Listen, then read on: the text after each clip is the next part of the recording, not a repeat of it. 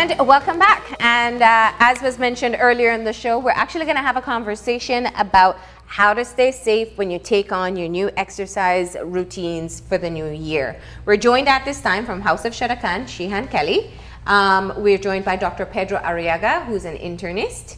And we're joined by Stone Mariano, who is a personal trainer. Good morning. Good morning. Welcome. Good morning. Thank you. Morning. Thank you. Now, there are quite a number of issues to cover here, and I think I want to start off, of course, with looking at from the medical perspective. Recently, the Ministry of Health has put out their latest statistics for 2015, saying that something we knew already, that obesity and overweight is a problem for people in the central region of Belize. Statistically speaking, it is confirmed. Women are more overweight and obese than men. And so there's never been a more apt time for people to get involved in some kind of exercise routine. Let's talk about the impacts on the body when a person is overweight or obese and does no form of exercise. Well, there has been a global explosion in obesity for the past years, And in developed countries like the United States and Europe, 30% of the population tend to be obese. And the amount of children that tend to be obese in the past years have been increasing dramatically. It's a multifactorial thing, the type of society we live, the lack of exercise that we do, or we not do, and the type of food we eating. I think, a lot of the physical activity that we used to do when we were children, they are not there no more because we are moving from more physical activity into more electronic activity. So we try to give our children a lot of iPads and a lot of videos and these kind of things, and we fulfill our refrigerators with chips and these kind of things, And Type of food, no activity. Certainly. So we turn to be from a very athletic person to a more coach-potato person, So we spend more time, watching TV and doing some of the things that we used to do before. What's the difference between when they say someone is overweight and obese? Because we use them interchangeably, but they're not the same thing. From the international point of view, what we do, because we just finished the guidelines for obesity with Ministry of Health too, is that we use what we call the body mass index. And this is a relationship between the height and the weight of the person. Certainly, it's not the perfect rule because we have patients that they are very athletic and they're muscle, have a lot of muscle, and they tend to be on the overweight. So depending on the classification, the amount of the body mass index, you classify a patient overweight and obese. So you have more than 30%. Go by your scale alone. You can't jump on your scale and say, if I hit this number, I'm okay. It has to be in there are some different ways to do it before. You used to do, technically, again, from the international point of view and from the clinical point of view, we use the body mass index. Body mass index. You could, certainly, your height and your weight, more or less as an idea where we're standing. Okay. But if you want to classify it from the medical point of view, you have to do the body mass index. Okay. And so overweight and obese? More than 30%, in between 21 to 30% is overweight. So overweight is like your range to get in action and prevent obesity? Certainly. And the complications that come with obesity? All of them. For example, diabetes is one of the most common leading causes of death in this country, cardiovascular diseases, hypertension. They are just very close to obesity. The older we get, the bigger we get, those have more chance to have problem with hypertension and diabetes, and your genes. Of course, it's multifactorial, but the older you get, the bigger you get, the more chance you have this kind of thing. So you want to try to prevent those things. You need to do some changes to change your shape and instead of being a round person, it's supposed to be a slim person. You're being so polite this morning, Doc. I love that. But you're saying a key thing, and it's not something we like hearing, and you guys can weigh in on it, that the older you get, the more difficult it is to lose weight or to get in shape. Truth or myth? Truth. Stone, what do you think? Yeah. It's a metabolism thing, right? Well, certainly, when we're getting older, we have more fat deposits, you know. And for you to keep, you know, keeping the same amount of muscle you have in your body, you're supposed to do more physical activity. The problem is physical activity is controlled and limited by some ailments that's supposed to come with age, you know, arthritis and cardiac diseases or blah, blah, blah. So what you have to do is you want to keep doing physical activity. You have to take care of yourself as a whole, you know. It's not just the fact that you're doing physical activity. But certainly, you know, the older you get, the more chance you have problems. But it doesn't mean it's impossible, right? Hell no. All right. Impossible. So we're talking now, after we've established that we do have a problem with overweight and obesity in this country, and we don't need the statistics either. You can just look around, you know. For people who want to get started on their path, whether it's a New Year's resolution or just something that the doctor has told them, listen, if you don't get in shape, you're facing some major medical complications, right? One of the first things I want to talk about is people who are obese. They're very big and they want to get out there and start doing some exercise. And one of the first things that happen is they strap on whatever sneakers has been hiding in their closet a long time and they get out and they start walking or running. What are some of the things that people need to consider in terms of safety, physical safety, when getting out there to exercise and they're obese? Well, you stated that the closet, getting those tennis shoes out.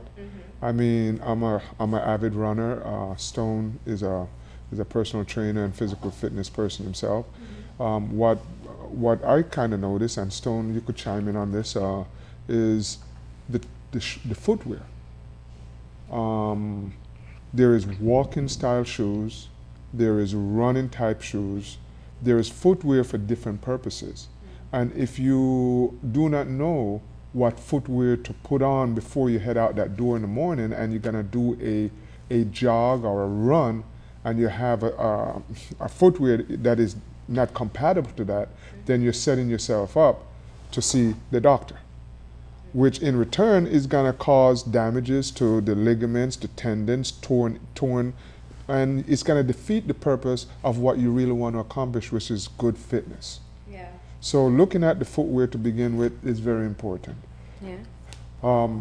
Stone, I mean, what do you think there? Yeah, I had my experience with that when I may just start out with my running, using the wrong type of shoes. Start to have some pain in the knees, the heel, ankles. You start feeling that kind of pressure in the areas there, and then it discourages you from the running. Like today, right now, when I do my morning runs, I notice a lot of people, they wear like the wrong type of shoes, you know, and that's very, very, very important when it comes to the running part. Yeah. Yeah. Yeah. And if you weren't exercising and you're overweight or obese, should you start slow? Definitely. It is a process. It is a process.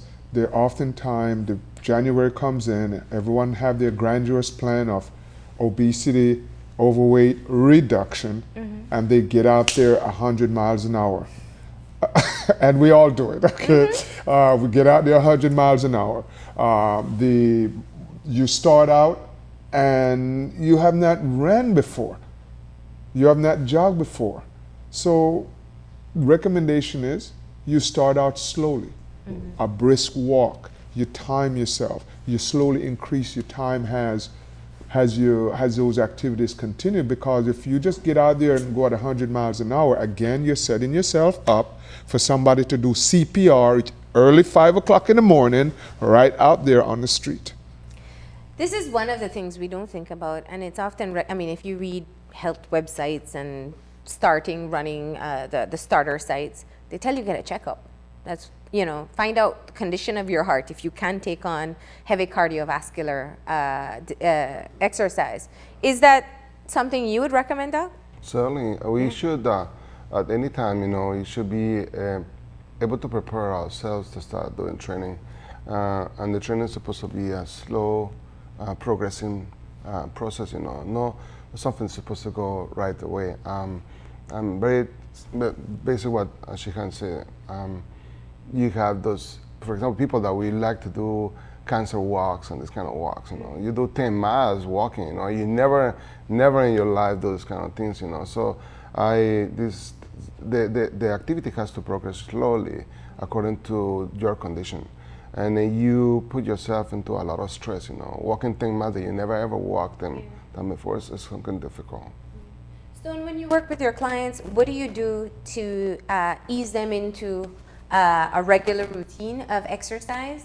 And how do you keep them realistic with their goals? Because as much as we want to run out 5 miles on the first day, we want 20 pounds to be gone by the first month, right? If we're going to do it, let's aim big. Well, the normal routine for me, I usually get in about 10-15 minutes, nice warm up, and talking good, because then people have to understand what to expect when it comes to exercise. The losing weight part, a lot of people don't understand that, you know, lose it immediately. Like that losing weight come in like after you do a whole month, sometimes 2 months exercise. And you start see that at the 3rd month, more or less. Depends on how much work you put in, so you have to make them understand that. So if you start in the first week, you can't expect to lose. You know, it all depends on how much you put in. And once they start understand that, then they expect for put in the work for the 2-3 months, and then expect to start see some weight loss. So we're talking about recognizing what size you are, getting proper footwear, proper clothing, getting a checkup if possible, and starting slow. Now, here's one of the things we see as well. You head out onto the streets, and this is the most common injury that you'll face is a sprained ankle. Any advice? I mean, because naturally some people, what do they call it? Overpronate? Is that under? Or pronators. Oh, so where you, depending on where you put your pressure. And you can get shoes for it, but also people can take extra precaution in how they move around. Yeah? That's correct. Advice? Advice. Doc? Basically, again, you know, when you're dealing with people that they start doing physical activity, you have to see them as a whole. It's not just, again, we're talking about physical activity, progressing slowly, medical checkups, be sure everything is under control. The psychological stuff is supposed to be part of the process. Diet, because we forget about those things, and if you not do your dietotherapy, you are never going to lose weight, because you could be doing a lot of physical activity, but you don't control your diet, and you spend 1 year doing physical activity, and the amount of weight you're going to be nothing or minimal. But you know, 5 meat pies after a 5 mile run, forget it, right? Oh yes, so, or maybe 5 chocolate bars. So you go and get your sodas, you know, because those things, they have tremendous amount of sugar. So you need to balance, you know. For you to lose 1 pound, you're supposed to have a deficit at least of 3,500 kilocalories. And 1 plate rice means fulfill that thing, you know, completely, you know. So again, you know, it's extremely difficult. So to lose weight is not just to start doing physical activity. It's a whole process. And you want to lose weight, you have to control your diet, you control physical activity, your psychological thing, you know, because you need to have the endurance and stamina to continue doing physical activity. But if you do the physical activity again, you have problems with the mechanics of your and the physics of your foot, how you walk and these kind of things. You have to be extremely careful. You can't start running a marathon again, you know, if you don't go slowly. You need to start crawling, and then you're walking, and then you start jogging, and then you start doing the run. I think it's just a matter of make the person to understand that this is a slow process, and this is a life time thing. It's not something that's supposed to be just for my Easter holiday. I want to look good in my trunks and my bikini, and this kind of thing, look sexy. I love that you point out men do it too. Yeah. I said it's just a matter, you just try to keep yourself with the mentality that you want to have a long-term process, you know, a lifetime process that is supposed to keep your And let's clarify here too, because people don't necessarily only take up exercise to lose weight. It's good for your heart health. It's what's the recommended amount of physical activity a person should get? Well, technically, depending on the amount of person, you know, the thing is, you're supposed to have at least 30 minutes of physical activity 3 or 4 times a week. Yeah, just to keep heart health. Just to keep, yes, but again, you know, it depends on a lot of factors. Depends on your cardiovascular condition and all those things. I know in the television you see those advertisements, you do 10, 15 minutes time with a little plastic thing there, you know, and then because the business of the physical activity and weight loss in the United States is tremendous. Yeah. So everybody's trying to get with a little gadget that make you lose weight in 5 minutes time, you know, 3 times a week. And believe me, this is not true. This is not the reality. They do not want to put the work in. Yeah. You know, they do not want to work with the personal trainers. They don't want to get out there and physically do it. They want that magic pill that will help them to reduce instantaneously that weight loss if that's what their purpose is. But you have to put the work in. You have to get out there with the coach beside you to give you that encouragement. Oftentimes, individuals get out there and they want to do their fitness activity, and they start out well, and then all of a sudden they drop off. I recommend always to have a coach there to motivate you, to say, "Si se puede," yes you can. You know, do not give up. When you have that coach beside you, it gives another voice to your exercise for you. But going back to the sprain and the injuries, as Doc say, you got to have the proper shoe wear. And here in Belize, the potholes, the streets, it's very challenging. Yeah. And I mean, even things with the sidewalks where there are the dips, you can miss those very easily when you're jogging. Yeah. And yes, I have tripped and fallen and did my little karate rollout or judo rollout to bounce back out my feet. So no, I do not look that embarrassed like, oh, he tripped, oh, she tripped. That's the reason why you stress on the warm up. And me and Shihan, when we warm up, we always, the feet, we rotate the ankle, loosen up the muscles and the toes. So when you get into that, maybe one minor accident, you see, at least your muscles are already loosened. So you could rebound a bit better, rebound off, right? Yeah, and that's very important, the warm up. And do not forget crime, you know, because a lot of people, they are concerned about crime, you know, and the violence. Now, all three of you, and this is part of why we're here as well, all three of you are out on the road, even in your warm-up for whatever it is that you'll take on as your physical activity after. We know that it's not as safe out on the streets as it used to be, and if you're doing an early morning or a late evening jog, you are at risk. And there are some things we were talking about before we went on air that you see people doing that really puts them more at risk at being targeted. So let's talk about some of the advice you'd give to people who are just heading out there and they're not fully cognizant that they're being scoped out as potential targets. I will address that in the sense that what you're saying is a lot of validity to it. Crime has decreased in a sense, but it's still there.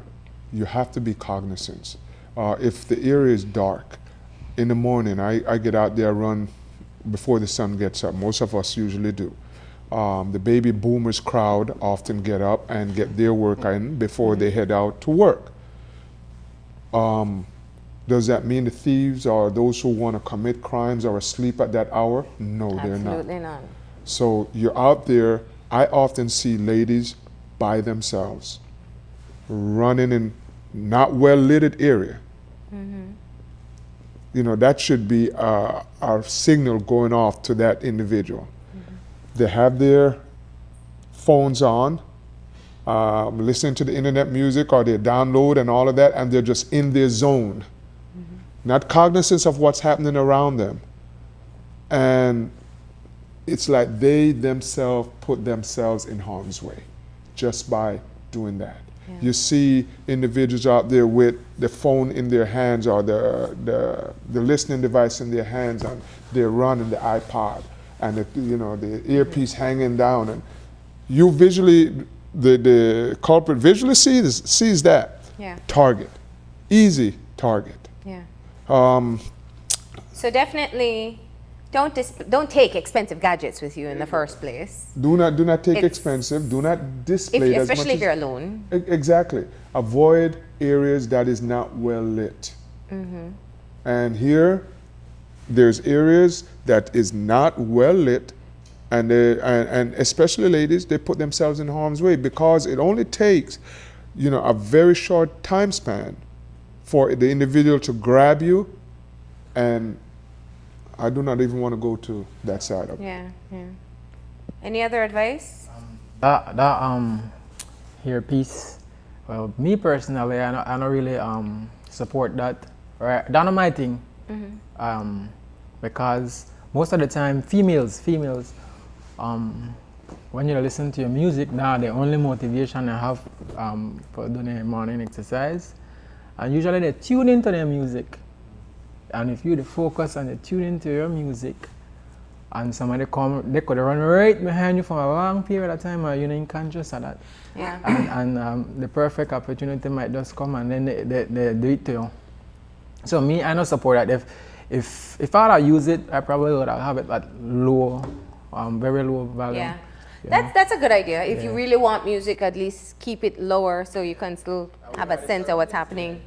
Even accidents. Yeah. I mean, people, when we're coming to work in the morning, people are running and they don't even Yes. realize the car's coming. Right? Yeah. And you also see, the drivers, your clothing is very important. Thank you. Yeah. Because if individuals are not cognizant themselves in the vehicle and they're on their doing their texting, and you're driving and you're all in black and it's a little dark, I'm sorry, but you just make yourself a target for that individual to, Yeah. They can't see you. they cannot see you. Yeah. And so your clothing is very important. Wear clothing that people can see, Yeah. not yeah. dark clothing out there. So, addressing that, what can you do on the preventative side?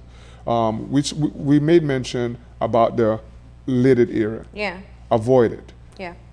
Try not to run by yourself if you can possibly do that.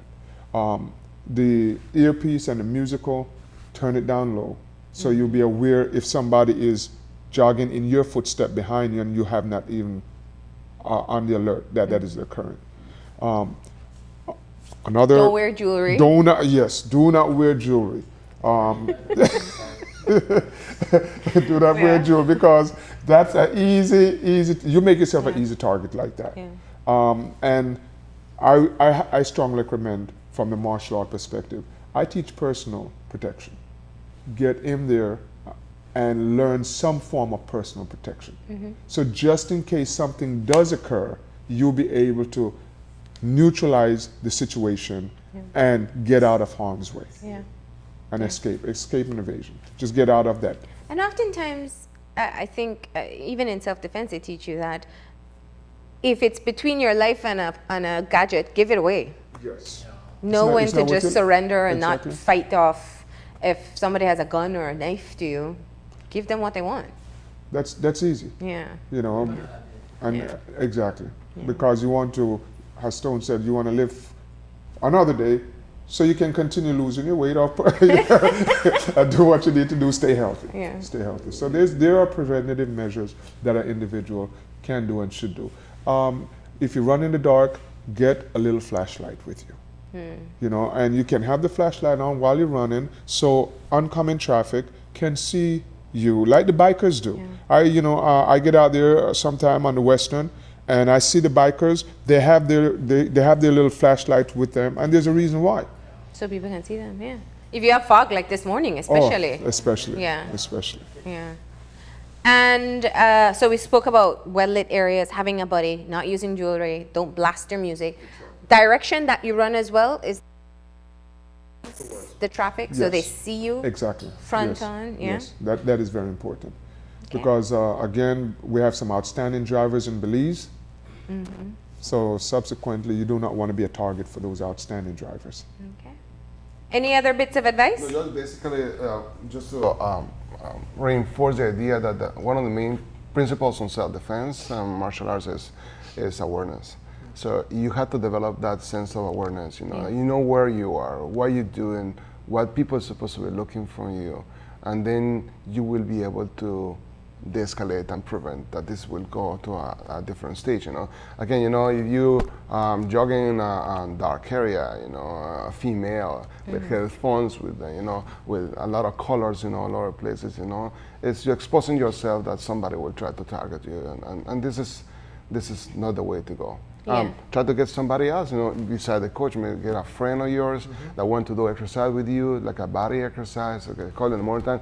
Hey, Marlene, let's go and do some jogging. Okay? Yeah. Or knock at your door. Say, okay, let's go. I don't want to go. Let's go. Let's go. So Yeah, the body those kind of helps, things yeah. will help you a lot, Body system. because they say, okay, this time, today I don't want to go do exercise, Yeah. but my friend, come, okay, let's go.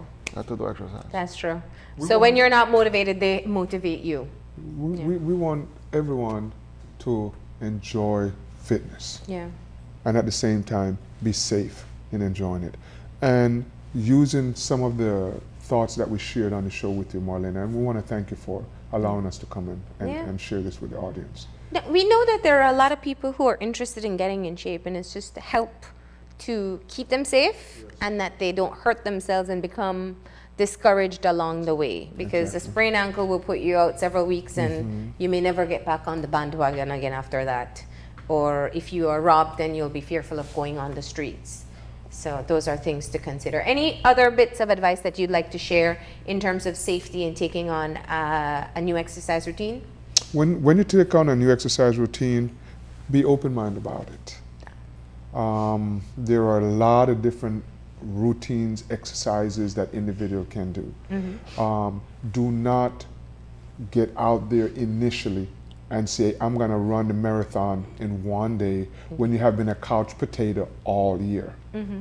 Because again, you set yourself up to go 6 feet under and not achieve your objective, what you wanted to achieve. Have fun at doing your exercise. Get into a martial art class like mine. Get some of the personal self-defense down, ladies and gentlemen too, so that when you're running out there and you or someone attack you, at least you'll be able to defend yourself or defend others. And Dr. Arriaga, I mean, we know that you are very active with martial arts and you fit in your exercise. Tell us a little bit about making the time to fit in an exercise routine, because I know you have a busy schedule. I know. I think It's an easy excuse for us, right? for everybody. Yeah. So I think sometimes I finish working like 2 or 3 o'clock in the morning time, and I had to go to my class 5:30 in the morning time. So it's difficult sometimes, but this is a matter of commitment and get the psychological thing and get somebody, like Shihan say, I'm waiting for you tomorrow. So, or call you in the morning time, they have to wake up and say, okay, I'm waiting for you. So all those things are important. So it's not just one thing, it's small little things. Get your body to help you to do things, get your coach to support you and trying to encourage you to do more things. From the psychological point of view, say, okay, I'm gonna get new pants with new dresses with different kind of, size.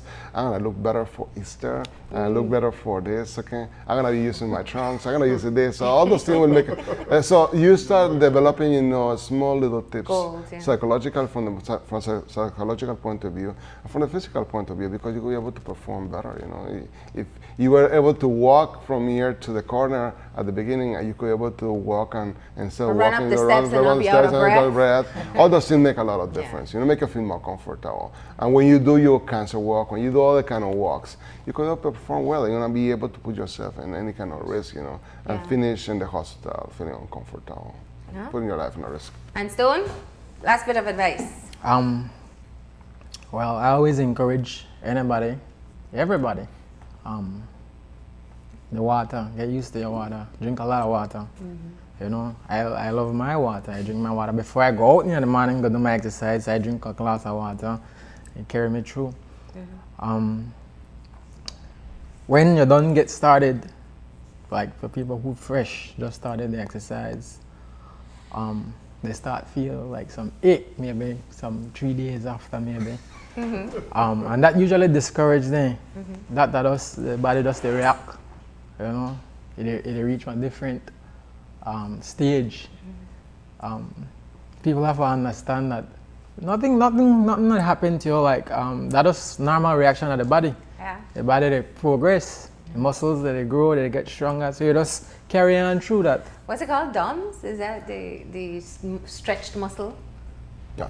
But again, it's something that you need to learn to teach people what they're supposed to be doing, Yeah. and you go slowly, because Slowly. you don't want to go and do 300 pounds, weightlifting. And you can't put on your shirt the next I think that's a problem. So the following day, you don't want to, you want to think about the gym, right? So forget about it. All right. Well, gentlemen, thank you so much for joining us this morning. You've given us some great tips about getting started with exercise, but doing so smartly, right? Yes. Okay. We're going to go ahead and take that final break. When we come back, we'll have our wrap up, so stay tuned.